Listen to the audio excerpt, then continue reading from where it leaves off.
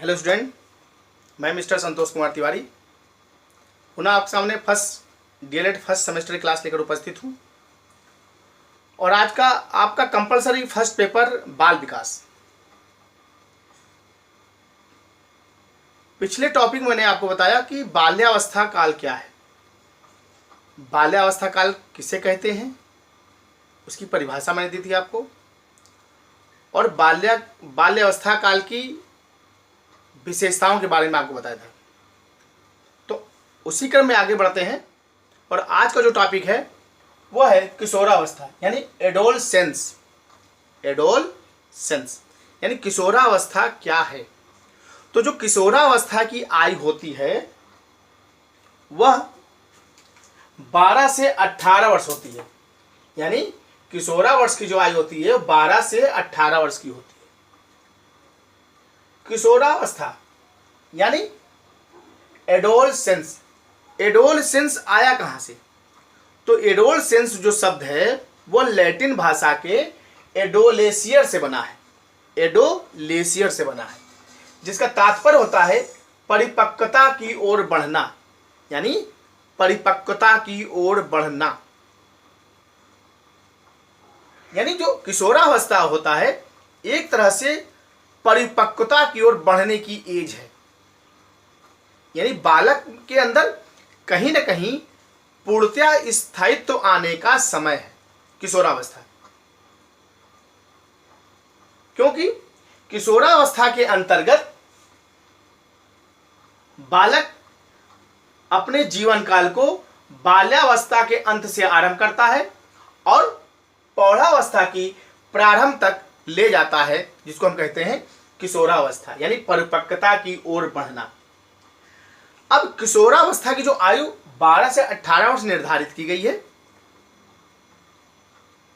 उसके अनुसार कहीं कहीं पर भौगोलिक स्थिति, सांस्कृतिक स्थिति, सामाजिक स्थिति के अनुसार कभी कभी इसमें थोड़ा फर्क आ जाता है, लेकिन मनोवैज्ञानिकों ने इसको 12 से 18 वर्ष माना है। और ये भी देखने में आता है कि गर्म प्रदेशों की अपेक्षा ठंडे प्रदेशों के जो बच्चे हैं उनके अंदर किशोरावस्था जल्दी आता है। सेकंड पॉइंट, किशोरावस्था की जो लक्षण है वह बालकों की अपेक्षा बालिकाओं में जल्दी दिखते हैं। यानी साल भर पहले ही बालिकाओं के अंदर किशोरावस्था के लक्षण दिखने लगते हैं बालकों की अपेक्षा। तो आइए इसकी परिभाषा ले लेते हैं।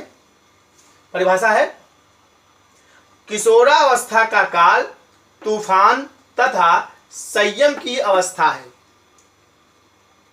समझ रहे? तूफान, किशोरावस्था का काल तूफान तथा संयम की अवस्था होती है। स्टेनले हॉल ने कहा था, बहुत प्रख्यात ये शिक्षा शास्त्री हैं और यह बहुत फेमस भी आपका है किशोरावस्था का परिभाषा। यानी इस वर्ष के बालकों में तूफान की अवस्था होती है, तूफान की तरह होते हैं। जैसे तूफान आता बहुत तेजी से और उतनी तेजी से चला जाता है, लेकिन सब कुछ उथल पुथल कर देता है। इसी प्रकार से किशोरावस्था होता है।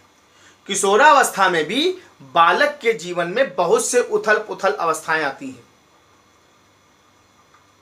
अगर इस तूफान को संयम में नहीं रखा गया तो उसके जीवन में उथल पुथल बना रहता है इस तूफान के वजह से। आइए जर्सिल्ड के अनुसार ले लेते हैं एक परिभाषा। किशोरावस्था वह समय है जिसमें विकासशील व्यक्ति बाल्यावस्था से परिपक्वता की ओर संक्रमण करता है। यानी किशोरावस्था वह समय है जिसमें विकासशील व्यक्ति बाल्यावस्था से परिपक्वता की ओर संक्रमण करता है। संक्रमण से सब फैलता है बहुत तेजी से ना, यानी बहुत तेजी से वो विकास करता है परिपक्वता की ओर। अपने आप को स्थायित्व लाने का प्रयत्न बड़ी तेजी से करता है किशोरावस्था के अंतर्गत बालक, जिसकी आयु 12 से 18 वर्ष होती है। तो आइए इसकी विशेषताओं को जान लें तो आपको स्पष्ट हो जाएगा। विशेषता है शारीरिक और मानसिक विकास। तो किशोरावस्था में जो बालक होता है उसका जो शारीरिक विकास होता है वह मांसल हो जाता है, या कहीं ना कहीं हम कह सकते हैं कि उसके शरीर में एक स्थायित्व आने का कार्य प्रारंभ हो जाता है, जिससे कि वह अपने आप को मानसिक रूप से मजबूत दिखाने का प्रयत्न करता है। अर्थात किशोरावस्था में शारीरिक विकास के साथ साथ मानसिक योग्यताओं में वृद्धि होने लगती है। विशेष रूप से उनमें मानसिकता का गुण अधिक पाया जाता है। यानी इस आयु में व्यक्ति के जो गुण होते हैं वह प्रधान रूप से दिखाई पड़ते हैं, परिलक्षित होते हैं, दिखाई पड़ते हैं, उनके गुण स्पष्ट दिखाई पड़ने लगते हैं मानसिक विकास और शारीरिक विकास के अंतर्गत किशोरावस्था में। यानी कि वो कल्पनाशील हो जाता है, चिंतनशील हो जाता है, स्मृति वाला हो जाता है, नए नए स्वप्न देखने लगता है, नए नए स्वप्नों को पाने का प्रयत्न करने लगता है। सबसे खास बात यह है किशोरावस्था को, यानी वह मानसिक और शारीरिक रूप से मजबूती की ओर बढ़ने लगता है। नेक्स्ट है स्थायित्व और समायोजन का अभाव। ये मेन पॉइंट है इसका, स्थायित्व और समायोजन का अभाव। अभाव से तात्पर्य है कि किशोरावस्था में बालक के अंदर स्थायित्व तो नहीं आता किसी भी चीज को लेकर। अर्थात इस आयु विशेष में जो बालक होता है वह कहीं ना कहीं तेजी से उसके विचारों में परिवर्तन आता जाता है। यानी कभी कुछ उसके विचार आते हैं, कभी कुछ विचार आते हैं, कभी किसी चीज को देखता है उसी विचार को फिर बदल देता है। यानी उसमें स्थायित्व नहीं आ पाता है, और कहीं ना कहीं इसी वजह से वह कहीं ना कहीं किसी के साथ समायोजन नहीं कर पाता, न अपने विचारों में समायोजन कर पाता है, न वातावरण के साथ वो समायोजित हो पाता है। जैसे बाल्यावस्था में बालक एक दूसरे को हर चीज देकर, शेयर कर कर अपनी चीजों को समायोजित कर लेते हैं या किसी से कोई चीज मांग लेते हैं, किशोरावस्था में ऐसा नहीं होता है। वह अपने चीज को लेकर बहुत पॉजिटिव होते हैं और उनमें स्थायित्व और समायोजन का अभाव होता है, इसीलिए अपने आप को कहीं ना कहीं समायोजित वह नहीं कर पाता है। नेक्स्ट पॉइंट है विरोधिक मानसिक दशाएं। इससे तात्पर्य है कि किशोरों में विरोधी मानसिक दशाएं उत्पन्न होने लगती हैं, यानी उसमें स्वार्थता आ जाती है, अपने कार्य के प्रति लगाव आ जाता है। इसका कारण है संवेगात्मक जीवन में अपने आप को समायोजित ना कर पाना, यानी संवेगों के माध्यम से अपने आप को इस जीवन से समायोजित नहीं कर पाता। यानी किशोरावस्था उच्च स्तर पर प्रारंभिक बाल्यकाल का पुनर्बलन है, यानी उससे वो सीखने का प्रयत्न करता है कि जो चीज हमें पहले नहीं मिल पाई उसको वो पाने का प्रयत्न करता है। इसीलिए कहीं ना कहीं उसकी जो दशाएं हैं, जो सोचने की क्षमता है, उसमें कहीं ना कहीं विरोधाभास आने लगता है। वह छोटी छोटी बातों को लेकर जल्दी गुस्सा हो जाता है, जिद्दी प्रकृति का हो जाता है, अपनी बातों को मनवाने का प्रवृत्ति उसके अंदर आ जाती है। नेक्स्ट है बुद्धि का अधिकतम विकास। बुद्धि के अधिकतम विकास से तात्पर्य है कि मनोवैज्ञानिकों का कहना था कि किसी बालक का जो बुद्धि का विकास होता है वह 16 वर्ष की अवस्था में पूर्ण हो जाता है। 16 वर्ष की अवस्था में बालक की बुद्धि जो होती है पूर्ण हो जाती है, उसका बुद्धि उसकी नहीं बढ़ती है। यानी कहीं ना कहीं बुद्धि की अधिकतम सीमा का विकास होता है। बौद्धिक विकास की पूर्णता के कारण किशोरों में नए नए परिवर्तन आने लगते हैं, कॉन्सेप्ट को समझने लगता है, आमूर्त चिंतन करने लगता है, तर्क करने लगता है, ध्यान को केंद्रित करने की क्षमता रखने लगता है। अमूर्त परिवर्तन, समझ रहे, जिस चीज को देखता नहीं है, अमूर्त चिंतन, जिसको कभी देखता नहीं उसके बारे में भी सोचने लगता है। यानी उसका दिमाग जो है, उसका बुद्धि जो है वो पूर्ण रूप से परिपक्व हो जाती है, रचनात्मक प्रवृत्ति का हो जाता है। कोई कल्पना करता है, दिमाग से सपना देखता है, कल्पना करता है और फिर उसको रचना, एक आकार देने की कोशिश करने लगता है। तो हम कहते हैं कि इस आयु में बुद्धि का अधिकतम विकास होता है। नेक्स्ट है रुचियों में परिवर्तन, यानी उसकी रुचियों में कभी कुछ होता है, कभी कुछ होता है, कभी किसी चीज को पाना चाहता है, कभी किसी चीज को पाना चाहता है, यानी रुचियों में कहीं ना कहीं परिवर्तन आने लगता है। किशोर और किशोरियों की रुचियों में समानता होती भी है और नहीं भी होती है। किशोर जो होते हैं वो कहीं ना कहीं जिद्दी प्रगति के होते हैं, किसी चीज को चाहते हैं, कहानियों में रुचि लेते हैं, नाटक में रुचि लेते हैं, संगीत कला में रुचि लेते हैं। किशोरियाँ जो होती हैं वो खाना बनाने में, कुछ क्रिएटिविटी करने में, लिखने पढ़ने में, किसी चीज़ को जोड़ने में, किसी चीज़ को बनाने में उनकी रुचि ज़्यादा होती है किशोरों की अपेक्षा। बालकों की दौड़ने में, धूपने में, खेलने में, कूदने में, इनमें किशोरों की अवस्था ज़्यादा होती है। और किशोरियों की जो होती है वो कताई बुनाई में, नृत्य करने में, संगीत करने में, कलाकृति में, उनमें उनकी रुचि ज़्यादा होती है। नेक्स्ट है काम भावना का विकास। किशोरावस्था में काम भावना का विकास बड़ी तेजी से होता है, यानी काम भावनाएं क्रियाशील हो उठती हैं। मनोवैज्ञानिक थे टालर ने कहा था कि काम समस्त जीवन का नहीं, किशोरावस्था का आवश्यक मूल तत्व है। किशोरावस्था का आवश्यक मूल तत्व, इसको नोट कर लीजिए। काम भावना के अनुसार टालरल ने कहा था कि काम समस्त जीवन का नहीं, अपितु किशोरों का अवश्य ही मूल तत्व है। किशोरों का अवश्य ही मूल तत्व है। अर्थात बाल्यावस्था की अपेक्षा किशोरावस्था में काम भावना की प्रवृत्ति अधिक जागृत हो जाती है, यानी काम भावना की प्रवृत्ति को अधिक महत्व देने लगता है किशोरा काल में व्यक्ति। यानी कहीं ना कहीं वो अपने आप को प्रेम करने लगता है, विषम लिंगी की तरफ, किशोरियों की तरफ ज़्यादा आकर्षित होता है, अपने आप को अच्छा दिखाने के लिए अच्छे कपड़ों का चयन करता है, मेकअप करता है, रूप सज्जा बनाता है, यानी अपने आप को अच्छा दिखाने का प्रयत्न करता है समाज में। या कहीं ना कहीं और विषम लिंगी, यानी किशोरियों के प्रति जो विषम लिंगी होते उनके प्रति उनका आकर्षण ज़्यादा बढ़ जाता है। तो हम कह सकते हैं कि काम भावना का विकास होता है। नेक्स्ट है समाज सेवा की भावना। किशोरावस्था के समय में जो बालक होता है वह कहीं ना कहीं उभयमुखी होता है, यानी अपने आप को इस समाज में प्रतिस्थापित करने की कोशिश करता है और इस समाज में, इस समुदाय में अपने आप को एक तरह से विद्यमान पाता है, जिससे लगता है कि कहीं ना कहीं वह एक तरह से इस समाज के लिए है और समाज उसके लिए है। यानी बालक के अंदर समाज के प्रति कार्य करने लगता है, यानी समाज के प्रति सेवा करने लगता है, एक दूसरे की मदद करने लगता है और कहीं ना कहीं सामाजिक प्राणी बनने की कोशिश करता है वह बालक किशोरावस्था काल में। नेक्स्ट है आत्मसम्मान व परमार्थ की भावना।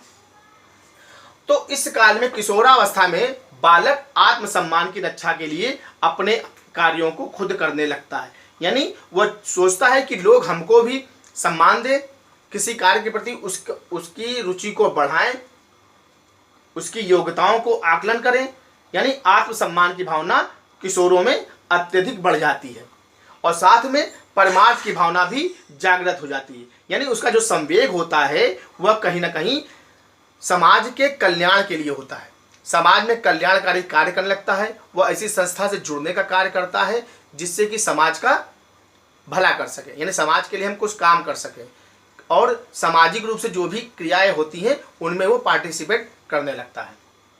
नेक्स्ट है अपराध प्रवृत्ति का विकास।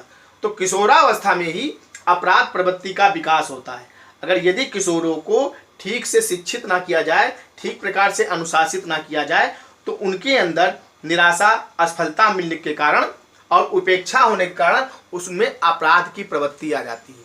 इसीलिए कहते हैं कि बालक की ज़्यादा उपेक्षा नहीं करनी चाहिए 12 से 18 साल में। आपने देखा होगा कि जब 12 से 18 साल के बच्चे आते हैं, इंटर कॉलेज में पढ़ रहे होते हैं, तो लोग कहते हैं आपके नंबर उनसे कम है, इसलिए उनकी किसी कंपेयर नहीं करना चाहिए, तुलना नहीं करना चाहिए। वो बच्चा उनसे अच्छा है, तुम उनसे अच्छे नहीं हो, क्योंकि हम उसको मनोवैज्ञानिक ढंग से मोल्ड कर सकते हैं, उसकी भावनाओं को परिवर्तित कर सकते हैं, पर एकदम से उसको चेंज नहीं कर सकते हैं। और जब हम कंपेयर करते हैं तो हर व्यक्ति में दूसरे व्यक्ति से भिन्नता पाई जाती है, तभी तो एक दूसरे से हम अलग दिखते हैं, ये भिन्नता ही होती है जो हमको एक दूसरे से अलग करती है। तो हम एक कैसे हो सकते हैं, हमारे काम विचार एक कैसे हो सकते हैं, उसको हम परिवर्तित कर सकते हैं। ये पॉइंट देखिए आप, बुद्धि का अधिकतम विकास 16 साल के अंदर। आप कह रहे होंगे कि सिर्फ बुद्धि का विकास 16 साल तक होता है, अरे हम तो इतने बड़े हैं, डीएलएड कर रहे हैं तो मेरा विकास भी हो रहा है। नहीं, बुद्धि का विकास 16 साल तक ही होता है। और आप जो सोच रहे हैं कि हम डीएलएड कर रहे हैं, हम भी पढ़ रहे हैं, मेरा बुद्धि विकास हो रहा, अब बुद्धि में और आपके अनुभव में, अनुभव के साथ उसमें परिवर्तन आ रहा है। आप उसमें परिवर्तन कर रहे हैं, क्रिएटिविटी ला रहे हैं, सृजनात्मकता कर रहे हैं। अब 2 का पहाड़ा आपको पता है तो आपको किसी ने कहा 2 का पहाड़ा पता है, 10 का पहाड़ा पता है, 15 का पहाड़ा पता है, आपने कहा 25 का पहाड़ा पता है, इजी है। 26 पहाड़ा नहीं पता तो आपने क्या कहा, क्रिएटिविटी क्या होगी, 26 गुणे 2 तुरंत निकाल लिया, 26 गुणे 7 तुरंत निकाल लिया। तो ये क्रिएटिविटी है। आपने बुद्धि में 26 पहाड़ा आ रहा, लेकिन अनुभव ने क्या दिखाया कि 26 का गुणा हम 7 से करते हैं, 26 7 हो जाएगा, 26 8 हो जाएगा। ये क्रिएटिविटी है, ये परिवर्तन है बुद्धि के साथ। यानी जो बुद्धि आपकी थी 16 साल में थी, अब जो आज आप बैठे आप उसमें क्रिएटिविटी कर रहे हैं, परिवर्तन कर रहे हैं। तो इसी तरह से अपराधी प्रवृत्ति का विकास तभी होता है जब बालक को उपेक्षित करते हैं, यानी किसी से उसकी तुलना करते हैं, उपेक्षा करते हैं। तो अतः इस समय बालक को इस तरफ ध्यान देना चाहिए कि बालक की मनोदशा की स्थिति को हम ना बिगाड़ें और उसके रुचि और संवेगों के अनुसार उसमें परिवर्तन करने का कार्य करें। नेक्स्ट है, लास्ट है, व्यवसाय चुनाव की चिंता। इस काल में जो बालक होता है किशोरावस्था में, उसे अपने व्यवसाय चुनने की चिंता होती है। जब बच्चा बड़ा हो तो कहता है ट्यूशन पढ़ा रहे, घर में कुछ हाथ बटा देंगे, कुछ अपना खर्चा चलेगा। तो रीजन क्या है कि इस काल में बच्चे जो होते हैं वो कहीं ना कहीं अपने व्यवसाय में रुचि लेने लगते हैं। और यही समय है कि बच्चों को सही गाइडलाइंस देना चाहिए कि आपका समय अलग है, आपका समय वो भी आएगा, लेकिन इस चुनाव के चक्कर में वो कभी कभी अपना भविष्य भी बिगाड़ लेते हैं। और इसमें व्यवसाय के चुनाव के क्या है, इसमें व्यवसाय के चुनाव के साथ साथ कहीं ना कहीं अपनी प्रवृत्ति को अच्छा भी बना लेते हैं। अगर मान लीजिए किसी ने चुनाव किया हमें डॉक्टर बनना, किसी ने चुनाव किया हमें इंजीनियर बनना, किसी ने चुनाव किया हमें अच्छा सा पेंटर बनना है, तो कहीं ना कहीं अपना जो रुझान है उसके अनुसार वो अपने कार्यों को संपादित करता है। तो हम कह सकते हैं कि ये व्यवसाय संबंधी चुनाव ये भी बालक के जीवन में प्रभाव डालता है और कहीं ना कहीं बालक इससे अपने जो करियर है उसको बनाने का काम करता है। तो हम कह सकते हैं कि आज की जो क्लास है वो अदर 2 क्लासों से ज़्यादा अच्छे से समझ में आई होगी, क्योंकि आप जब अपने आप को रिलेट करते हैं किसी चीज़ से तो आपको वो चीज़ ज़्यादा समझ में आती है। तो किशोरावस्था वास्तव में तूफान तथा संयम की अवस्था है। इस समय बालक को 12 से 18 वर्ष में बालक को अपने भावी जीवन को बनाने का काम करना चाहिए। और कहीं ना कहीं किशोरावस्था काल में बालक अपने आप को इस समुदाय, इस राज्य से और अपने वातावरण से समायोजित करने की प्रयास करता है। इस पे क्वेश्चन बहुत ज़्यादा आता है, ध्यान रखिए कि किशोरावस्था से क्या तात्पर्य है। तो आपको एक परिभाषा देनी है, हो सकता है दूसरी परिभाषा दी, क्योंकि जब तक आप परिभाषा नहीं देंगे आपको सही प्रकार से मूल्यांकित नहीं किया जा सकता है। यानी जैसे आपसे पूछे कि एक परिभाषा दीजिए तो आप परिभाषा स्टैनले हाल के अनुसार एक परिभाषा दीजिए, उसकी उम्र लिखिए और उसके बारे में बताइए, आपका क्वेश्चन कंप्लीट हो गया। आपको ज़्यादा नहीं लिखना है, लेकिन परिभाषा आपको देनी है। अगर विशेषता की बात आती है, किशोरावस्था से क्या तात्पर्य है, लॉन्ग क्वेश्चन में इनकी किन्हीं 2 विशेषताओं को बताइए। तो उनकी पहले तो आपको इस बारे में बताना है, यहाँ तक करना है क्वेश्चन, उसके बाद किन्हीं 2 विशेषताओं का वर्णन करना है लॉन्ग क्वेश्चन में। आपको बिल्कुल घबराना नहीं है, क्वेश्चन को पढ़िए और आराम से करिए और अपने शब्दों में लिखने का प्रयत्न करिए। और जो शैशवावस्था है, बाल्यावस्था है, किशोरावस्था है, अपने आप से रिलेट करके देखिए, आपके साथ ये सारे अनुभव आएंगे, ये सब कुछ आपके साथ घटित हो चुका है। तो जब आप इसको अपने से रिलेट करते हैं तो आपके दिलो दिमाग वो चीज़ स्थिर हो जाती, स्थित हो जाती, बिल्कुल स्थायित्व आ जाता है और फिर आपको कहीं कापी पलटने की जरूरत नहीं पड़ती। जब आप किसी से अपने आप को रिलेट कर देते हैं तो वो तो बहुत ईजी हो जाता है, उसको समझने का प्रयास बहुत ईजी हो जाता है, कल्पना शक्ति का प्रयास बहुत ईजी हो जाता है। इसलिए क्वेश्चन को पहले देखिए, समझिए और फिर अपनी बातों को उसमें लिखिए।